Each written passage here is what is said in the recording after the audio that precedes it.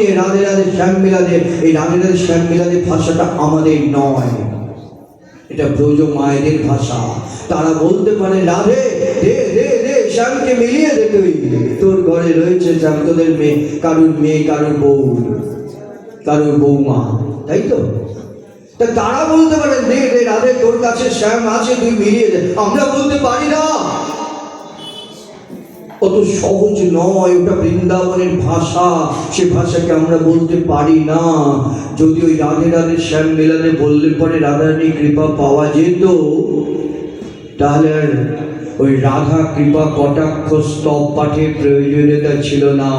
মুনীন্দ্র বৃন্দ বন্দিতে তিলক শোকহারিণী দশন্ন বক্র পঙ্কজে নিকুঞ্জ ভূবিলাসিনী ব্রজেন্দ্র ভানু নন্দিনী ব্রজেন্দ্র সুন সঙ্গতে कदा करिष्यसि मम कृपाकटाक्ष भाजनं, कदा करिष्यसि मम कृपाकटाक्ष भाजनं, कदा करिष्यसि मम कृपाकटाक्ष भाजनं। हे राधे, मुनीन्द्र बिंद बंदित, मुनीन्द्रगण তোমার বন্দনা করে, তিলকই শোক তুমি হরণ করো। রাধারানীকে প্রশংসা করা হচ্ছে, রাধারানীকে প্রশংসা করে তাকে বলা হচ্ছে কদা করিষ্যসি মম কৃপা কটাক্ষ ভাজনম, কদা করিষ্যসি মম কৃপা কটাক্ষ রাঘবম। কবে কবে কবে কবে কবে তুমি আমার প্রতি তোমার কৃপা কটাক্ষপাত করবে হে রাধে? কত অনুনয় বিনয় করা হচ্ছে। আবার প্রার্থনা করছেন সাধকগণ, রাধে কৃপা করো, রাধে কৃপা করো, রাধে কৃপা করো, কৃপা করো, কৃপা করো রাধে, রাধে রাধে রাধে কৃপা করো, রাধে কৃপা করো, কৃপা করো, কৃপা করো রাধে, রাধে রাধে রাধে কৃপা করো, রাধে কৃপা করো, কৃপা করো, কৃপা করো রাধে। कदा करिष्यसि मम कृपा कटाक्ष भाजनं, कदा करिष्यसि मम कृपा कटाक्ष भाजनं। राधे कृपा करो, राधे कृपा करो, राधे कृपा करो, कृपा करो, कृपा करो राधे। कदा करिष्यसि मम कृपा कटाक्ष भाजनं, कदा करिष्यसि मम कृपा कटाक्ष भाजनं। कবে কবে কবে তুমি রাধে, হে বৃষভান নন্দিনী রাজনন্দিনী, কবে কবে তুমি আমার প্রতি তোমার কৃপা কটাক্ষপাত করবে? কিভাবে অনুনয় বিনয় করছেন, কদা করিষ্যসি মম কৃপা কটাক্ষ ভাজনম। যদি রাধে রাধে শ্যাম মিলাদে বললে পরে রাধারানীর কৃপা লাভ হলে, তাহলে এগুলো দরকার ছিল না। রাধা অষ্টমের মধ্যে বলছেন বন্দিয়ে শ্রীপাদ পদ্ম বৃষভান নন্দিনী, কত ভাবে রাধারানীকে খুশি করার চেষ্টা করছেন। যদি রাধে রাধে শ্যাম মিলাদে বললে পরে রাধারানীর কৃপা লাভ হতো, তাহলে রঘুনাথ দাস গোস্বামীর ওই বিলাপের প্রয়োজন হতো না। রাধে রাধে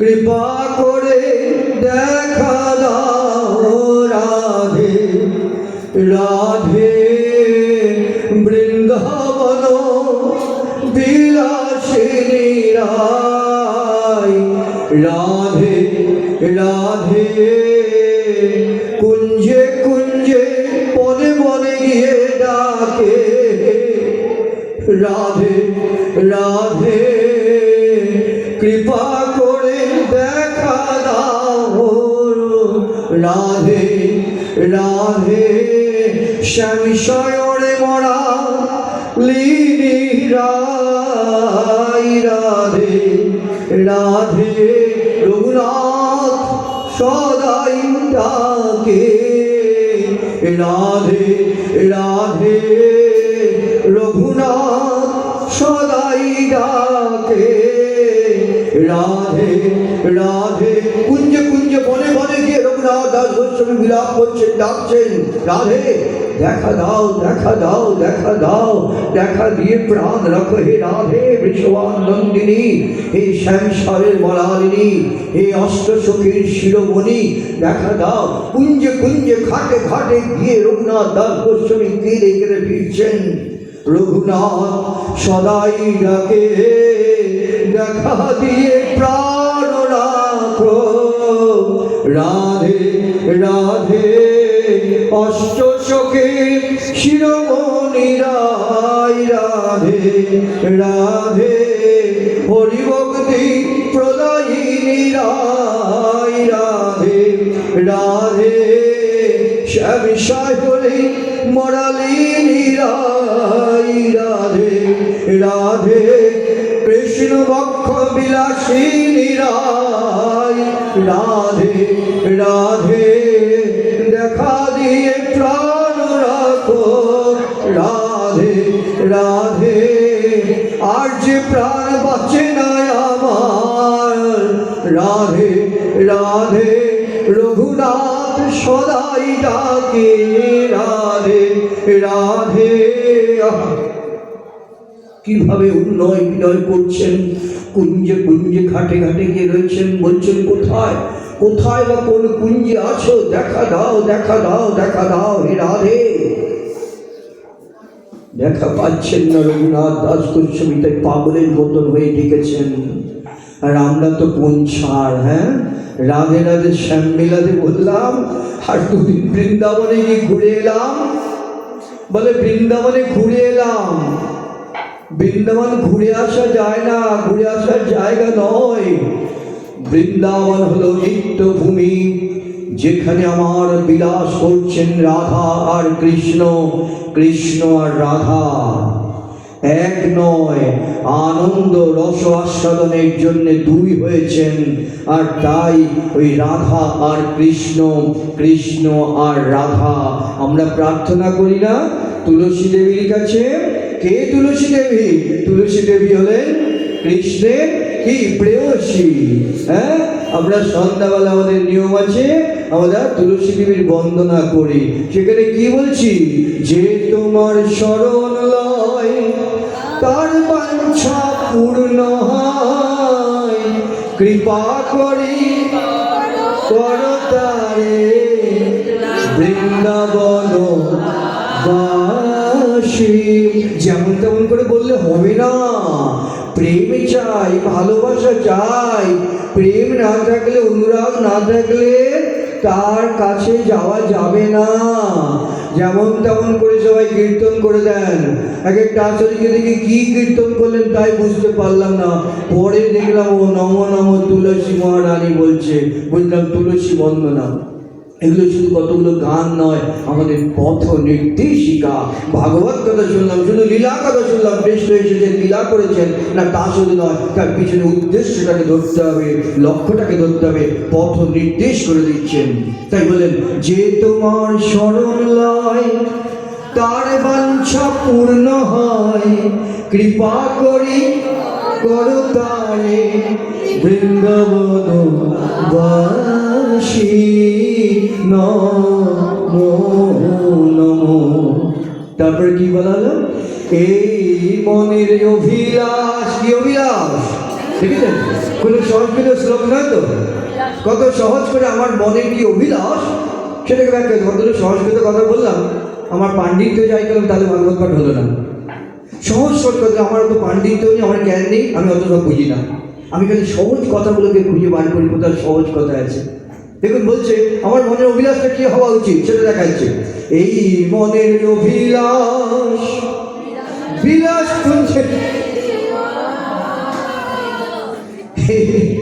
এই মনের অভিলাষ বিলাস কুঞ্জে দিও বাস। আমি নয়নে রিব সদাই যুগল রূপ রাশি।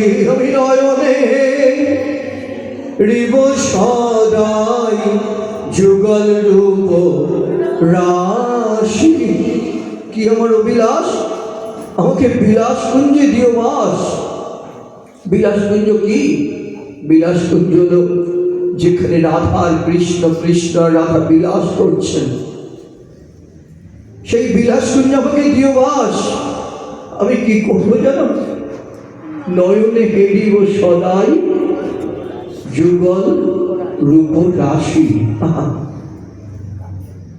আমি চোখ দিয়ে সর্বদা সেই নয়ন দিকে আমি দেখবো সেই যুগল রূপ, একা কৃষ্ণ নয়, রাধা আর কৃষ্ণ, কৃষ্ণ আর রাধা একত্রে বিলাস করছেন।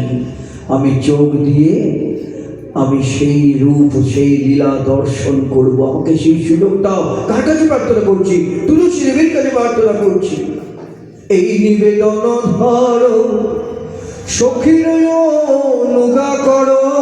শিক্ষা, শিক্ষা। আমরা রাধা কৃষ্ণের কথা বলতে চাই, বলে রাসলীলা পাঠ করুন, রাসলীলা গান করুন, সবার জন্য নয়, সবার জন্য নয়। কৃষ্ণ নিজে বলে দিয়েছেন এই কথা সবার কাছে বলবে না, সবাই নিতে পারবে না, বিকৃত ব্যাখ্যা হবে। আজকাল সবাই বলে রাসলীলা পাঠ করছে, রাসলীলা কীর্তন করছে, হয় না, অত সহজ নয়, গূঢ় তত্ত্ব। আর তাই কৃষ্ণ নিজেই বলে দিয়েছেন এই লীলা সকল কার কাছে বলো না, সবাই নিতে পারবে না, তাহলে তার অপরাধ হয়ে যাবে। এখানে শিক্ষা দিলেন, এই নিবেদন ধরো সখীর অনুগত করো। দেখুন, সখীর আনুগত্য ছাড়া বৃন্দাবনে প্রবেশ করা যায় না। ওই টিকিট কাটলাম আর বৃন্দাবনে গিয়ে বৃন্দাবন ঘুরে এসে সব দেখে এসেছি। কি দেখলে তুমি? না, ওই মন্দিরগুলো দেখলাম, কিরকম ভাঙা ভাঙা মন্দির, ধুলো পড়ে আছে, হ্যাঁ, পায়রাগুলো নোংরা করছে, কিরকম নোংরা রাস্তাঘাট। ও, এই বৃন্দাবন দেখলে তুমি? না না না, তুমি ঘুরে বেড়াতে গেছিলে বৃন্দাবন, তাই না? বৃন্দাবন বেড়ানোর জায়গা নয় গো, বৃন্দাবন ঘুরে আসার জায়গা নয় গো, বৃন্দাবন হলো অনুভবের ভূমি।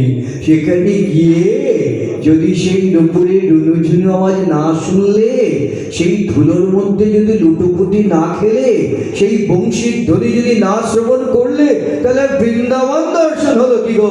বৃন্দাবন দর্শন করতে যেতে হয়, বৃন্দাবন বেড়াবার জায়গা নয় গো। ওই ধুলোবালি ময়লা রাস্তায় তাই দেখলে? না না না, তোমার বৃন্দাবন দর্শন হয়নি। বৃন্দাবনে গেলে কোথায় প্রেমময়ী রাধে রাধে, ওই সখী কোথায় ললিতা বিশাখা চিত্রা চম্পক, তাকে আনুগত্য নিতে হয়। আনুগত্য ছাড়া বৃন্দাবনে প্রবেশ করা যায় না, যায় না, যায় না। আর আমরা দুদিন বৃন্দাবনে গিয়ে এসে ওই রাধে রাধে, হ্যাঁ, অত সহজ নয়। রাধা রানীর কৃপা পেতে হলে তাহলে আস্তে আস্তে আস্তে আস্তে এগোতে হয়। ওই গেলাম আর বৃন্দাবনে প্রবেশ করলাম, তা হতে পারে না, হয় না। তাই আমাদের মহাজনগণ শিক্ষা দিয়েছেন, বৃন্দাবনে একবারে ওঠার চেষ্টা করো না। আমরা কি একবারে ইউনিভার্সিটিতে পড়তে পারি? পারি না। স্কুলে পড়তে হয়, তারপর কলেজে পড়তে হয়, তারপর ইউনিভার্সিটিতে যেতে হয়। যদি আরও কিছু করতে চাই, তাহলে ডক্টরেট হতে গেলে থিসিস সাবমিট করে তবে ডক্টরেট হওয়া যায়। ধাপে ধাপে, একবারে কেউ ইউনিভার্সিটিতে যেতে পারে কি? যেতে পারে না, ধাপে ধাপে যেতে হয়। ঠিক তেমনি তাই ধাপে ধাপের কথা আমাদের মহাজনগণ শিক্ষা দিয়েছেন, পথ নির্দেশ করে দিয়েছেন। যেমন ওখানে বলা হলো সখীর আনুগত্য নাও, সখীদের আনুগত্য ছাড়া বৃন্দাবনে প্রবেশ করা যায় না। আমরা কলির জীব, আমাদের সেই প্রেম কোথায়? যে প্রেম বিনিময়ে কিছু চাইবে না। গোপী প্রেম, সেখানে বিনিময়ে কিছু চাওয়ার অপেক্ষা নেই, তারা কিছু চায় না। তারা শুধু গোবিন্দ সেবার নিমিত্ত নিজেদেরকে বিলিয়ে দিতে চান। তাদের পায়ের নখ থেকে মাথার চুল পর্যন্ত সবটাই গোবিন্দ সেবার জন্য তারা উৎসর্গ করে দিয়েছেন। তাই তারা গোপী, তাদের নিজেদের কোনো চিন্তা ভাবনা নেই। কৃষ্ণ ভয় দেখিয়েছিলেন, চলে যাও, লোকে খারাপ বলবে, গঞ্জনা হবে, লাঞ্ছনা গঞ্জনা সহ্য করতে হবে। তারা কি শুনেছেন? বললেন ওসব আমরা ভুলে গেছি, আমরা আমাদের ইচ্ছাতে আসেনি, যে আমাদের নিয়ে এসেছে বংশীধ্বনি করে, আমরা তার সেবার জন্য এসেছি, তার আনন্দ বিধানই আমাদের একমাত্র লক্ষ্য। ভাগবত ভাগবত বলি তো আমরা, ভাগবত তো সহজ কথা বলেননি। যে গভীর প্রেমের কথা বলেছেন, সেই গোপীপ্রেম আমরা কলির জীব আমরা চিন্তাই করতে পারি না, ধারণার মধ্যে আনতে পারি না, যেখানে প্রতিদানে কিছু চাইবো না। আর সকালবেলা উঠে ফোন করে, প্রভু একটু ঠাকুরের চরণে তুলসী দেবেন যেন আমার ছেলের চাকরিটা হয়ে যায়, আমার বাড়িটা নিয়ে বড় সমস্যা সেটা যেন মিটে যায়, তুলসী দেবেন ঠাকুরের চরণে। একটা তুলসী অর্পণ হবে, বলে যে না যাতে মঙ্গল হয় সেটা ঠিক আছে, ছেলের চাকরিটা যেন হয়ে যায়, বাড়ির ঝঞ্ঝাটটা যেন মিটে যায়, সমস্যা মিটে যায়, কেস আছে এটা যেন মিটে যায়। এই যে চিন্তাগুলো আমাদের এখানে কি প্রতিদানে আমরা চাইছি, প্রতিটা মুহূর্তে চাইছি। আর আমরা ওই গোপীদের কথা বলবো, গোপীদের কথা চিন্তা করবো, ও ধারে কাছেই যেতে পারবো না। তাই আমরা কলির জীব, কলির জীবের স্বভাব কি? কলির জীবের স্বভাব হলো ভগবানকে ভুলে থাকা। এটা হলো কলির জীবের স্বভাব। এটা কলির জীবের স্বভাব, এটা কোনো দোষ নয়, এটা কলির লোক কলি ভগবানকে ভুলে থাকবে। তাই কি হয়? কৃষ্ণ ভুলি সেই জীব অনাদি বহির্মুখ, অতএব মায়া তারে দেয় সংসার দুঃখ। কবু স্বর্গে উঠায়, কবু নরকে চুবায়, দণ্ডজনে রাজা যেন নদীতে চুবায়। কৃষ্ণকে ভুলে আছি আমরা, তাই যত দুঃখ কষ্ট যন্ত্রণা আবুড়ি মুখার্জি সংসারের মধ্যে, তাই না? বলে বিপদে আছি, বিপদে আছি। বিপদ কি?